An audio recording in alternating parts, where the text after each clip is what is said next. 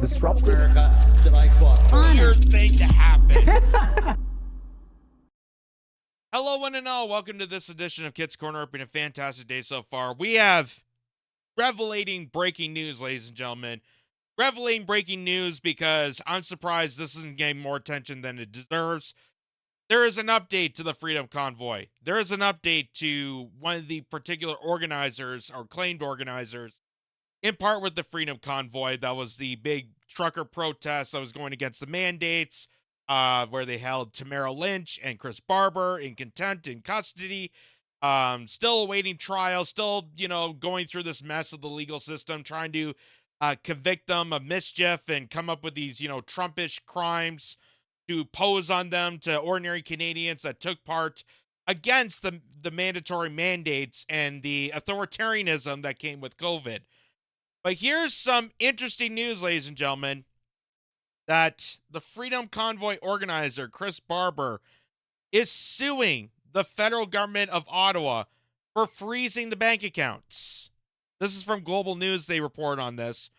And this is revelating, folks. This is revelating, folks. I'm really shocked that this is not making more attention than it should because of how powerful this is.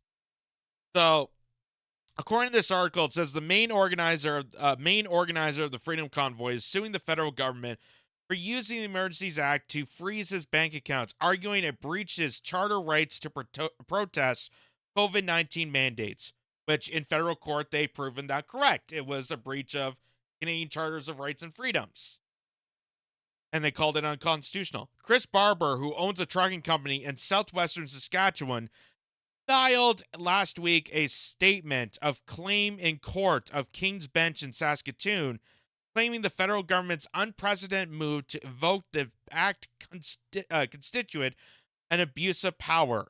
This disruption deprived Barber and his wife of the ability to conduct basic financial transactions and live normal lives, leading to severe inconvenience, hardship, embarrassment, exclusion from modern society, and damaged personal and business relationships, says the claim, which also names his wife and trucking business as plaintiffs. None of the allegations have been proven in court, but the federal government has not filed a statement of defense. A spokesperson said in an email, "We will review the claims in order to determine next steps." Barber and Tamara Lynch, who is from Medicine Hat, Alberta, spearheaded protests in opposition to COVID-19 mandates that gridlocked downtown Ottawa and key border points in 2022. The two are on trial for mischief and other charges. The cases have been in Ottawa court for months. Months! Because every time they go to court, they prove that Tamara Lynch and Chris Barber were not convicted of those crimes. They're trumped up charges that the federal government, the Ottawa police, the Trudeau regime try to impose on them, and then they go to court and they defend themselves, they defend their actions, and Tamara Lynch and Chris Barber come on top, but they don't want them to claim their innocence, so they're trying to find new ways past the legal system, doing legal loopholes to keep them in content, keep them away from the public spotlight, keep them away from knowing that these are two political prisoners here in Canada. Two political prisoners held hostage, held captive, because they organized basically a street parade in downtown Ottawa to protest against the authoritarian mandates. Barber's lawsuit comes weeks after federal court judge Richard Mosley ruled it was unreasonable for the federal government to use the Emergencies Act to quell the protests. The judge said invocation of the act led to the infringement of constitutional rights. He specifically cited a federal failure to require that some objective standard be satisfied before bank accounts were frozen, concluding it breached the charter prohibition against unreasonable search or seizure. The government has said it would appeal the decision to the Supreme Court of Canada. Many protesters and large trucks rolled into Ottawa, Canada's capital, in January of 2022. For about 3 weeks, residents endured unrelenting horns from big rigs, diesel fumes, and even a hot tub and a bouncy castle. Because every good terrorist Every good white supremacist Nazi that was apparently undermining Canadian democracy definitely needs the hot tub and bouncy castle.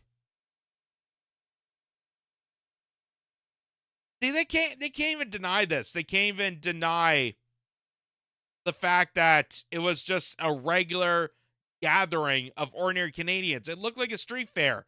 But they try to paint every picture of it as some sort of Nazi brigade. It was a riot in front of Capitol Hill there. It was a riot in front of the Parliament building. It was crazy. It was chaotic. There was some guy waving a swastika flag. Oh my God, it was so insane. Insane. This was not the Canada I grew up and knew. But also having authoritarian mandates that go against Canadian freedoms is not the Canada I grew up with. And that was why I was supportive of this. That is why I am supportive of this decision. And I hope this goes far. Even if you disagree with the Freedom Convoy, even if you have different opinions on to the truckers and the protesting, and even to that notion, this is major news. This is symbolic because this is a Canadian citizen going against his own federal government because his own federal government used their powers illegally to wiretap into his personal bank account and stripped him of his finances to the point where he couldn't afford to live. He wasn't able to withdraw cash. He wasn't able to afford groceries. He wasn't able to put food on the table and pay for his bills. And he didn't know when it was going to stop. So this is symbolic for everybody. This is symbolic for all of Canada to witness. And like I said, regardless of how you felt about the convoy, regardless of how you felt about the mandates and the truckers and the Freedom Convoy and what happened on February of 2022, regardless of how you feel about this, you should be supporting this. You should be supporting this action. Because if you don't, who knows what bank account's going to be next? And you could be targeted. You could be the next victim in this crusade of authoritarian government regimes tacking down on personal individual freedoms. Trucks also clogged many key border crossings, including routes in the United States at Windsor, Ontario, and Kitz, Alberta. On February 14, 2022, Ottawa invoked the Emergencies Act. It followed for temporary measures, including regulation of public assemblies and a ban on support for participants. It also directed banks to freeze assets of participants. Kind of ironic that was on Valentine's Day, out of all days. Much love from the government. It was the first time the law has been used since it replaced the War Measures Act in 1988. So this is the big takeaway. Justin Trudeau put on a Measures Act, increased government power, an overreach that hasn't been done since the days of war, since the days of World War. This has never been done. But now you're doing it opposing against ordinary Canadians of all walks of life gathering together to protest and support their freedoms and their individuality and their bodily autonomy. You punish them by stripping them of their liberties and civil rights given to every single Canadian, their charters and rights and freedoms. You strip them of that by a measures that hasn't been used since the days of World War. All because of vaccine mandates. The statement of claim says of all of Barber's personal and business bank accounts were frozen the next day without notice. He couldn't withdraw cash, deposit money, or use credit cards, and automatic payments were blocked, it says. One account was frozen for 9 days, and another was blocked until the end of the month, the document says. Barber couldn't access money for daily living expenses like food, fuel, or medicine, says the lawsuit. He also suffered and experienced fear and anxiety due to the anticipated loss of income because his salary, wage, and business revenue payments were going to the frozen accounts, he said. That resulted in missed payments, and defaults on loans and credit card bills, damaging his credit score, the document says. Barber is still rejected for business funding applications and has told his bank accounts will be marred indefinitely, says the lawsuit. It alleges the federal government froze bank accounts for the improper purpose of discarding and punishing protesters for exercising fundamental charter rights. That's exactly what happened, folks. These are ordinary Canadians that were exercising their right to protest, their right to assemble, their right of freedom of speech when it came to an authoritarian measure injecting people with a medical experiment and mandating them, forcing them to take it, and if you don't, you lose your job, you get be exiled out of society. We've seen how the pandemic turned people to the worse. We have seen how these measures overreach the statures of individuality and made governments into authoritarian hellholes. We have seen this, how devastating this gets. And they did it gleefully. They did it purposely to punish people for not getting to line of government authoritarian overreach. And I'd love to say it's going to get better as time goes on, but this is what's going to happen more with digital IDs. This is going to happen more as we get into, 15-minute cities. This is what's going to happen more when there's more of this overreach, when big tech monopolies side themselves with government powers to collide along with the intelligence agencies and the war contractors, gathering together to surveil and monitor and track and make our decisions for us. It's going to get worse and worse, folks. And they're gleeful about this. Here's Chrystia Freeland in a interview here in a press conference. And she was asked about freezing the bank accounts because it was her and Justin Trudeau that comprised this, that said we need to invoke this Emergency Powers Act that hasn't been used since wartime. We need to do this to punish Canadians. And listen to what she says here. So you're confirming that accounts have been frozen, both personal and corporate, but you're not releasing the information. And the actual follow-up is, I'm just wondering whether the bank accounts will be targeted of individuals who donate.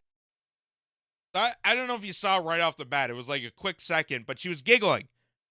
She was giggling about the fact that her power was to go after people's finances.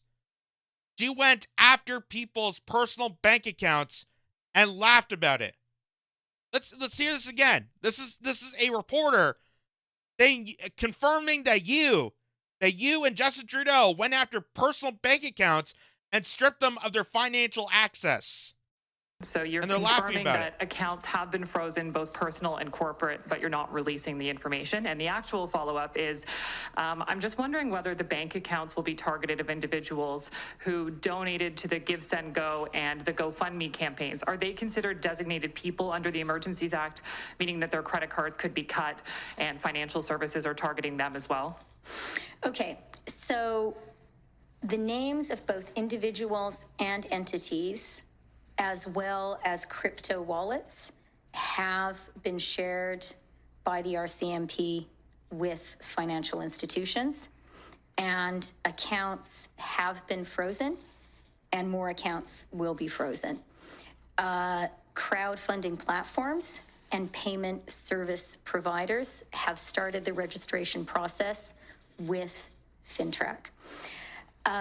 In terms of the specifics on whose accounts are being frozen, you now have the regulations. The financial service providers have those regulations as well, and they, working with law enforcement, will be making the operational decisions. So they can't even list. They can't even say what exact counts they're targeting, because they're trying to make it as blanket as possible so they can go after anybody. They're not just going after the truckers, not the participants that were actually in Ottawa, but they're also going after the participants that paid money into Give, Send, Go and to GoFundMe to aid in the Freedom Convoy. So anyone that took part, anyone that financially aided through crowdfunding, anyone that has any really just likability to Freedom Convoy could be targeted by this. That's why they kept it so blank. That's why they made it a blanketed term to say that, well, we went and talked to the banks, and the banks have their restrictions and they have their regulations, and they're just gonna impose the regulations, and we gave it to the RCMP, but we don't really know exactly who we're targeting. So, again, this is a symbolic move, and whether you agree with the Freedom Convoy or not, as a Canadian, if you enjoy your freedoms, this should be important to you. This should be important to you because this is symbolic to the point that an ordinary Canadian, a trucker who has his own business, was stricken away from his financial assets, his financial credibility, to be able to pay for basic necessities because of his participation in an assembly to protest and protest a mandate and partake in his rights and freedoms. And this could happen to anybody, regardless if it's COVID, regardless if it's Ukraine, whether it's Israel and Palestine, no matter what it is, they could just deem you a terrorist right off the bat and take away your bank account because of how blanketed this term is, how blanketed these motions are. And again, it's all about control. It's all about the fundamental rights of these of Canadians being stricken down by an authoritarian government of Justin Trudeau, backed by lobbyists, backed by drug cartels like Pfizer and Moderna, and also backed by global monopolies like the World Economic Forum. So here's Dr. Jay Bhattacharya, who's one of the doctors that got silenced out through this. Him, Dr. Robert McCullough, Dr. Pierre Corey, Dr. Robert Malone, there's so many of them that have been silenced out in this conversation. And these are top physicians. These are top physicians in their field. They have studied this virus. They concluded medical studies. They conclude evidence. They publish these studies. They publish these articles so that people are aware of these studies and bring people to attention. And they got silenced out of the conversation. So Dr. Jay Bhattacharya pointed this out. It says, Freeland and Trudeau froze the bank accounts of protesters, threw pastors in jail for holding church services, and violated the basic civil rights of unvaccinated Canadians. Now her police gin up, excuses to arrest journalists they don't like. This Canadian government is a disgrace. And of course, this is linking to what we covered before of Rebel News reporter David Menzies was falsely arrested. And this is all done. This is all done purposely. This is a made-up arrest. They tried to frame him of attacking Chrystia Freeland or attacking the undercover police officer, the undercover RCMP, in this stunt. And they arrested the journalist because Rebel News challenges the establishment. And this is dangerous. This is dangerous for our country. This is dangerous for our democracy, our society, our abilities as individuals, and the freedom of the press. And it's so hilarious that they arrested David Menzies in this falsified stunt a day after the Liberal Party, Justin Trudeau and the Liberal Party, announced that they were for the right of free speech, for the right of free press, that they were defending journalists. That's why they conducted censorship bills through Parliament to squander after podcasters, because they were protecting journalists. They were protecting journalists by silencing out people, that's informing you, which is kind of the point of journalism. So, to Jay Bhattacharya's point, it is a disgrace. And I hope people recognize this and are waking up to this. And maybe it's about time.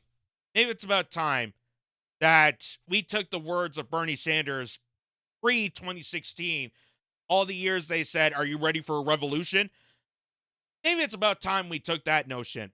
Maybe it's about time that we really show what Canadians can be and proud of. because this is just the start, ladies and gentlemen. Like I said, with digital IDs coming, with everything moving to a technological kind of fascist state, moving everything to super governance, authoritarian measures, linking it up to CIA and the FBI and CSIS and all these intelligence communities, and then also tying that to the World Economic Forum, to the WHO, to these big giant global entities that are just going to dominate over countries. And to quote the words of a famous movie from 1976, the movie Network, there are no countries. There's only companies. And this is what happens when people are in such desperate state. They're in such dire times. They are at a wrecking point. And the country is no longer a country. And now people not only have to fight for just basic rights and essentials and policies that would help everybody, but they got to fight for their country. They got to fight to get their country back. Because this is not a civilized society. This is not a civil country if we can't have journalists that are holding the establishment accountable. We cannot have a country if we're picking and choosing Canadians and clustering them as terrorists and then freezing their bank accounts because they don't want to take a experimental medical procedure that they were lied to numerous times.